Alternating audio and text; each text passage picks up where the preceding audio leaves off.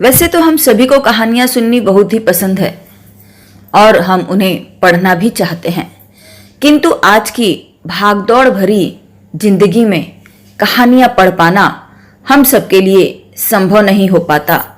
कारण दिन भर के काम से हम इतना थक जाते हैं कि जब हमें कुछ पढ़ने के लिए समय मिलता है तब तक हमारे भीतर शक्ति नहीं बचती कि हम इन कहानियों को पढ़ सकें। ऐसा लगता है कि बस कोई हमें कहानियां सुनाए और हम उसे सुनते रहें। नमस्ते, मैं श्रीमती सुशीला पाल आप सबका स्वागत करती हूँ।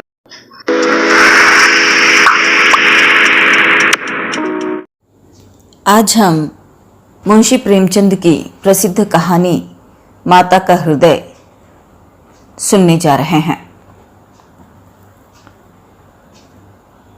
माधवी की आंखों में सारा संसार अंधेरा हो रहा था। कोई अपना मददगार दिखाई न देता था। कहीं आशा की झलक न थी। उस निर्धन घर में वह अकेली पड़ी रोती थी और कोई आंसू पोंछने वाला न था। उसके पति को मरे हुए 22 वर्ष हो चुके थे। घर में कोई संपत्ति न थी। उसने न जाने किन तकलीफ़ों से अपने बच्चे को पाल पोस कर बड़ा किया था। वही जवान बेटा आज उसकी गोद से छीन लिया गया था। और छीनने वाला कौन थे? अगर मृत्यु ने छीना होता तो वह सब्र कर लेती। मौत से किसी को द्वेष नहीं होता, मगर स्वार्थियों के हाथों यह अत्याचार असह्य हो रहा था। इस घोर संताप की दशा में उसका जी रह रहकर इतना विफल हो जाता कि इसी समय चलूं और उस अत्याचारी से इसका बदला लूं जिसने उस पर निष्ठुर आघात किया है। मारूं या मर जाऊं, दोनों ही में संतोष हो जाएगा। कितना सुंदर, कितना होनहार बालक था। यही उसके पति की निशानी, उसके जीवन का आधार, उसकी उम्र भर की कमाई थी। वही लड़का इस वक्त जेल में पड़ा न जाने क्या क्या तकलीफें झेल रहा होगा। और उसका अपराध क्या था? कुछ नहीं। सारा मोहल्ला उस पर जान देता था। विद्यालय के अध्यापक उस पर जान देते थे। अपने बेगाने सभी तो उससे प्यार करते थे। कभी उसकी कोई शिकायत सुनने में नहीं आई। ऐसे बालक की माता होने पर उसे बधाई देते। कैसा सज्जन, कैसा उदार, कैसा परमार्थी। खुद भूखों सो रहे, मगर क्या मजाल कि द्वार पर आने वाले अतिथि को रूखा जवाब दे। ऐसा बालक क्या इस योग्य था कि जेल में जाता? उसका अपराध यही था कि वह कभी कभी सुनने वालों को अपने दुखी भाइयों का दुखड़ा सुनाया करता था। अत्याचार से पीड़ित प्राणियों की मदद के लिए हमेशा तैयार खड़ा रहता था। क्या यही उसका अपराध था? दूसरों की सेवा करना भी अपराध है। किसी अतिथि को आश्रय देना भी अपराध है। इस युवक का नाम आत्मानंद था। दुर्भाग्यवश उसमें वे सभी सद्गुण थे जो जेल का द्वार खोल देते थे। वह निर्भीक था, स्पष्टवादी था, साहसी था, स्वदेश प्रेमी था, निस्वार्थ था, कर्तव्यपरायण था। जेल जाने के लिए इन्हीं गुणों की जरूरत है। स्वाधीन प्राणियों के लिए वे गुण स्वर्ग का द्वार खोल देते हैं, पराधीनों के लिए नरक के। आत्मानंद की सेवा ने, उसकी वक्रताओं ने, उसके राजनीतिक लेखों ने उसे सरकारी कर्मचारियों की नज़रों में चढ़ा दिया था। सारा पुलिस विभाग नीचे से ऊपर तक उससे सतर्क रहता था। सबकी निगाहें उस पर लगी रहती थीं। आखिर जिले में एक भयंकर डाके ने उन्हें इच्छित अवसर प्रदान कर दिया। आत्मानंद के घर की तलाशी हुई। कुछ पत्र और लेख मिले जिन्हें पुलिस ने डाके का बीजक सिद्ध किया। लगभग 20 युवकों की एक टोली फांस ली गई। आत्मानंद इसका मुखिया ठहराया गया। शहादतें हुई। इस बेकारी और घिरानी के जमाने में आत्मा से सस्ती और कौन सी वस्तु हो सकती है? बेचने को किसी के पास रह ही क्या गया है? नाम मात्र का प्रलोभन देकर अच्छी से अच्छी शहादतें मिल सकती हैं और पुलिस के हाथ तो निकृष्ट से निकृष्ट गवाहियाँ भी देववाणी का महत्व प्राप्त कर लेती हैं।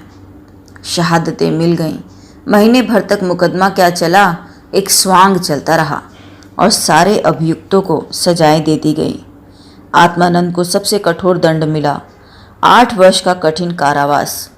माधवी रोज कचहरी जाती, एक कोने में बैठी सारी कार्यवाही देखती रहती। मानवीय चरित्र कितना दुर्बल और कितना नीच है, इसका उसे अब तक अनुमान भी न हुआ था। जब आत्मानंद को सजा सुना दी गई और वह माता को प्रणाम करके सिपाहियों के साथ चला तो माधवी मूर्छित होकर गिर पड़ी। 2-4 सज्जनों ने उसे एक तांगे पर बैठाकर घर तक पहुंचाया। जब से वह होश में आई है, उसके हृदय में शूल सा उठ रहा है। किसी तरह धैर्य नहीं होता। उस घोर आत्मवेदना की दशा में अब जीवन का एक लक्ष्य दिखाई देता है और वह इस अत्याचार का बदला है।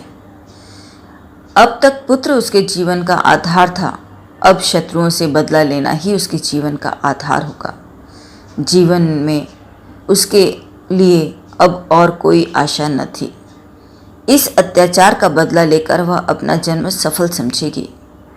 इस अभागे नरपिशाच बगची ने जिस तरह उसे रक्त के आंसू रुलाए हैं, उसी भांति यह भी उसे रुलाएगी। नारी हृदय कोमल है, लेकिन केवल अनुकूल दशा में। जिस दशा में पुरुष दूसरों को दबाता है, स्त्री शील और विनय की देवी हो जाती है। लेकिन जिसके हाथों से अपना सर्वनाश हो गया हो, उसके प्रति स्त्री के भी पुरुष से कम घृणा और क्रोध नहीं होता। अंतर इतना ही है कि पुरुष शस्त्रों से काम लेता है और स्त्री कौशल से। रात भीगती जाती थी और माधवी उठने का नाम न लेती थी। उसका दुख प्रतिकार के आवेश में विलीन होता जाता था, यहाँ तक कि उसके सिवा उसे और किसी बात की याद भी न रही। उसने सोचा, कैसे यह काम होगा। कभी घर से नहीं निकली। वैधव्य के 22 साल इसी घर में कट गए, लेकिन अब निकलूंगी, जबरदस्ती निकलूंगी। भिखारिन बनूंगी, टहलनी बनूंगी, झूठ बोलूंगी, सब कुकर्म करूंगी। सत्कर्म के लिए संसार में स्थान नहीं। ईश्वर ने निराश होकर कदाचित इसकी ओर से मुंह फेर लिया है। तभी तो यहाँ ऐसे ऐसे अत्याचार होते हैं और पापियों को दंड भी नहीं मिलता। अब इन्हीं हाथों से उन्हें दंड दूंगी। संध्या का समय था। लखनऊ के एक सजे हुए बंगले में मित्रों की महफिल जमी हुई थी। गाना बजाना हो रहा था। एक तरफ आतिशबाजियां रखी हुई थीं, दूसरे कमरे में मेजों पर खाना चुना जा रहा था। चारों तरफ पुलिस के कर्मचारी नजर आते थे। वह पुलिस के सुपरिटेंडेंट मिस्टर बगीची का बंगला है। कई दिन हुए उन्होंने एक मार्के का मुकदमा जीता था। अफसरों ने खुश होकर उनकी तरक्की की थी और उसी की खुशी में यह उत्सव मनाया जा रहा था। यहाँ आए दिन ऐसे उत्सव होते रहते हैं। मुफ्त के गवैये मिल जाते थे, मुफ्त की आतिशबाजी, फल, मेवे और मिठाइयाँ भी आधे दामों पर ही बाजार से आ जाती थीं और चट दावतें हो जाती थीं। दूसरों के जहाँ 100 लगते, वहाँ इनका 10 से ही काम चल जाता था। दौड़ धूप करने को सिपाहियों की फौज थी ही। और यह मार्के का मुकदमा क्या था, वह जिसमें निरपराध युवकों को बनावटी शहादत से जेल में ठूस दिया गया था। गाना समाप्त होने पर लोग भोजन करने बैठे। बेगार के मजदूर और पल्लेदार जो बाजार से दावत और सजावट के सामान लाए थे, रोते या दिल में गालियां देते चले गए थे। पर एक बुढ़िया अभी तक द्वार पर बैठी हुई थी और अन्य मजदूरों की तरह वह भुनभुना कर काम न करती थी। हुक्म पाते ही खुशदिल मजदूर की तरह हुक्म बजा लाती थी। यह माधवी थी, जो इस समय मजदूरनी का वेश धारण करके अपने घातक संकल्प को पूरा करने आई थी। मेहमान चले गए, महफिल उठ गई, दावत का सामान समेट दिया गया। चारों ओर सन्नाटा छा गया, लेकिन माधवी अभी तक वहीं बैठी थी। सहसा मिस्टर बागची ने पूछा, बुढ़ी तू यहाँ क्यों बैठी है? तुझे कुछ खाने को मिला? माधवी, हाँ हुजूर, मिल गया। बागची, तो जाती क्यों नहीं? माधवी, कहाँ जाऊँ सरकार, मेरा कोई घर द्वार थोड़े ही है। हुक्म हो तो यहीं पड़ी रहूँ, पाव भर आटे की परवस्ती हो जाए हुजूर। बगची, नौकरी करेगी? माधवी, क्यों न करूँगी सरकार, यही तो चाहती हूँ। बागची, लड़का खिला सकती है? माधवी, हाँ हुजूर, वह मेरे मन का काम है। बागची, अच्छी बात है, तू आज ही से रह, जा घर में देख, जो काम बताए वही कर। 1 महीना गुजर गया। माधवी इतना तनमन से काम करती है कि सारा घर उससे खुश है। बहू जी का मिजाज बहुत ही चिड़चिड़ा है। वह दिन भर खाट पर पड़ी रहती हैं और बात बात पर नौकरों पर छल्लाया करती हैं, लेकिन माधवी उनकी घुड़कियों को भी सहर्ष सह लेती है। अब तक मुश्किल से कोई दाई 1 सप्ताह से अधिक ठहरी थी। माधवी का कलेजा है कि जली कटी सुनकर भी मुख पर मैल नहीं आने देती। मिस्टर बागची के कई लड़के हो चुके थे, पर यही सबसे छोटा बच्चा बच रहा था। बच्चे पैदा तो हृष्ट-पुष्ट होते, किंतु जन्म लेते ही उन्हें एक न एक रोग घेर जाता था और कोई 2-4 महीने, कोई साल भर जीकर चल देता था। माँ बाप दोनों इस शिशु पर प्राण देते थे। उसे जरा जुकाम भी हो तो दोनों विकल हो जाते। स्त्री पुरुष दोनों शिक्षित थे, पर बच्चे की रक्षा के लिए टोना टोटका, दुआ, जंतर मंतर, एक से भी उन्हें इनकार न था। माधवी से यह बालक इतना हिल मिल गया कि एक क्षण के लिए भी उसकी गोद से न उतरता। वह कहीं एक क्षण के लिए चली जाती तो रो रोकर दुनिया सिर पर उठा लेता। वह सुलाती तो सोता, वह दूध पिलाती तो पीता, वह खिलाती तो खिलता, उसी को वह अपनी माता समझता। माधवी के सिवा उसके लिए संसार में कोई अपना न था। बाप को तो वह दिन भर में केवल दो एक बार ही दिखता और समझता कि यह कोई परदेसी आदमी है। माँ आलस्य और कमजोर के मारे गोद में लेकर टहल न सकती थी। उसे वह अपनी रक्षा का भार संभालने के योग्य ही नहीं समझता था, और नौकर चाकर उसे गोद में ले लेते तो इतनी बेदर्दी से कि उसके कोमल अंगों में पीड़ा होने लगती। कोई उसे ऊपर उछाल देता, यहाँ तक कि अबोध शिशु का कलेजा मुंह को आ जाता। वह उन सबों से डरता था। केवल माधवी थी जो उसके स्वभाव को समझती थी। वह जानती थी कि कब क्या करने से बालक प्रसन्न होगा, इसलिए बालक को भी उससे प्रेम था। माधवी ने समझा था यहाँ कंचन बरसता होगा, लेकिन उसे देखकर कितना विस्मय हुआ कि बड़ी मुश्किल से महीने का खर्चा पूरा पड़ता है। नौकरों से एक एक पैसे का हिसाब लिया जाता था और बहुधा आवश्यक वस्तुएं भी टाल दी जाती थीं। एक दिन माधवी ने कहा, बच्चे के लिए कोई तेज गाड़ी क्यों नहीं मंगवा देती? गोद में उसकी बाढ़ मारी जाती है। मिसेज बागची ने कुंठित स्वर में कहा, कहाँ से मंगवा दूं? कम से कम 50-60 रुपये में आएगी। इतने रुपए कहाँ हैं? माधवी, मालकिन, आप भी ऐसा कहती हैं? मिसेज बागची, झूठ नहीं कहती। बाबूजी की पहली स्त्री से 5 लड़कियां और हैं। सब इस समय इलाहाबाद के एक स्कूल में पढ़ रही हैं। बड़ी की उम्र 15-16 वर्ष से कम न होगी। आधा वेतन तो उधर ही चला जाता है। फिर उनकी शादी की भी फिक्र है। 5 को विवाह में कम से कम 25,000 लगेंगे। इतने रुपए कहाँ से आएंगे? मैं चिंता के मारे ही मरी जाती हूँ। मुझे कोई दूसरी बीमारी नहीं है, केवल चिंता का रोग है। माधवी, घूस भी तो मिलता है। मिसेज बागची, बूढ़ी, ऐसी कमाई में बरकत नहीं होती। यही क्यों? सच पूछो तो इसी घूस ने हमारी यह दुर्गति कर रखी है। क्या जाने औरों को कैसे हजम होती है। यहाँ तो जब ऐसे रुपए आते हैं तो कोई न कोई नुकसान भी अवश्य हो जाता है। एक आता है तो 2 लेकर जाता है। बार बार मना करती हूँ, हराम की कौड़ी घर में न लाया करो, लेकिन मेरी कौन सुनता है। बात यह थी कि माधवी को बालक से स्नेह होता जाता था। उसके अमंगल की कल्पना भी वह नहीं सहन कर पाती थी। वह अब उसी की नींद सोती, उसी की नींद जागती थी। अपने सर्वनाश की बात याद करके एक क्षण के लिए बागची पर क्रोध तो हो आता था और घाव भी हरा हो जाता था, पर मन पर कुत्सित भावों का आधिपत्य न था। घाव भर रहा था, केवल ठेस लगने से दर्द हो जाता था। उसमें स्वयं टीस या जलन न थी। इस परिवार पर अब उसे दया आती थी। सोचती, बेचारे या छीन चपट न करें तो कैसे गुजारा हो। लड़कियों का विवाह कहाँ से करेंगे? स्त्री को जब देखो बीमार ही रहती है। उन पर बाबूजी को 1 बोतल शराब भी रोज चाहिए। यह लोग स्वयं अभागे हैं।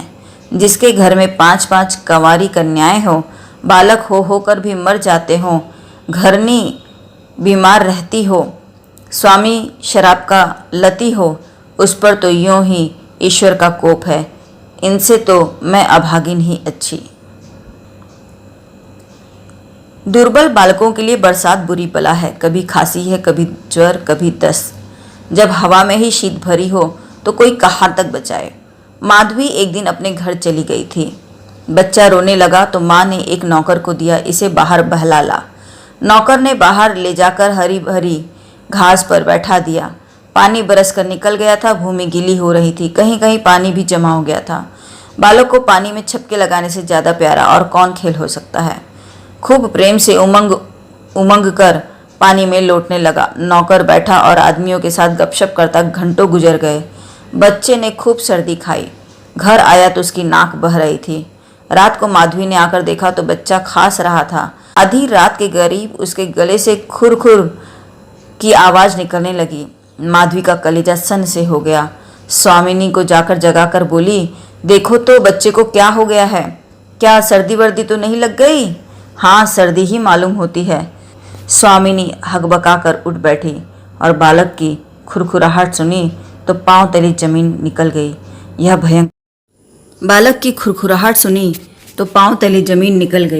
यह भयंकर आवाज़ उसने कई बार सुनी थी और उसे खूब पहचानती थी। व्यग्र होकर बोली, जरा आग जलाओ, थोड़ा सा तंग आ गई है। आज कहार जरा देर के लिए बाहर ले गया था, उसी ने सर्दी में छोड़ दिया होगा। सारी रात दोनों बालक को सेकती रहीं। किसी तरह सवेरा हुआ। मिस्टर बागची को खबर मिली तो सीधे डॉक्टर के यहाँ दौड़े। खैरियत इतनी थी कि जल्द एहतियात की गई। 3 दिन में अच्छा हो गया, लेकिन इतना दुर्बल हो गया था कि उसे देखकर डर लगता था। सच पूछो तो माधवी की तपस्या ने बालक को बचाया। माता पिता सो जाते, किंतु माधवी की आंखों में नींद न थी। खाना पीना तक भूल गई। देवताओं की मनोतियाँ करती थी, बच्चे की बलाएं लेती थी, बिल्कुल पागल हो गई थी। यह वही माधवी है जो अपने सर्वनाश का बदला लेने आई थी। अपकार की जगह उपकार कर रही थी। विष पिलाने आई थी, सुधा पिला रही थी। मनुष्य में देवता कितना प्रबल है। प्रातः काल का समय था। मिस्टर बागची शिशु के झूले के पास बैठे हुए थे। स्त्री के सिर में पीड़ा हो रही थी, वहीं चारपाई पर लेटी हुई थी और माधवी समीप बैठे बच्चे के लिए दूध गर्म कर रही थी। सहसा बागची ने कहा, बूढ़ी, हम जब तक जिएंगे तुम्हारा यश गाएंगे। तुमने बच्चे को जिला लिया। स्त्री, यह देवी बनकर हमारा कष्ट निवारण करने के लिए आ गई। यह न होती तो न जाने क्या होता। बूढ़ी, तुमसे मेरी एक विनती है। यों तो मरना जीना प्रारब्ध के हाथ है, लेकिन अपना पौरा भी बड़ी चीज है। मैं अभागिनी हूँ। अब कि तुम्हारे ही पुण्य प्रताप से बच्चा संभल गया। मुझे डर लग रहा है कि ईश्वर इसे हमारे हाथ से छीन न ले। सच कहती हूँ बूढ़ी, मुझे इसको गोद में लेते ही डर लगता है। इसे तुम आज से अपना बच्चा समझो। तुम्हारा होकर शायद बच जाए। हम अभागे हैं। हमारा होकर नित्य इस पर कोई ना कोई संकट आता रहेगा। आज से तुम ही इसकी माता बन जाओ। तुम इसे अपने घर ले जाओ, जहाँ चाहे ले जाओ। तुम्हारी गोद में देकर मुझे फिर कोई चिंता न रहेगी। वास्तव में तुम ही इसकी माता हो, मैं तो राक्षसी हूँ। माधवी, बहू जी, भगवान सब कुशल करेंगे। क्यों जी इतना छोटा करती हो? मिस्टर बागची, नहीं बूढ़ी माता, इसमें कोई हरज नहीं है।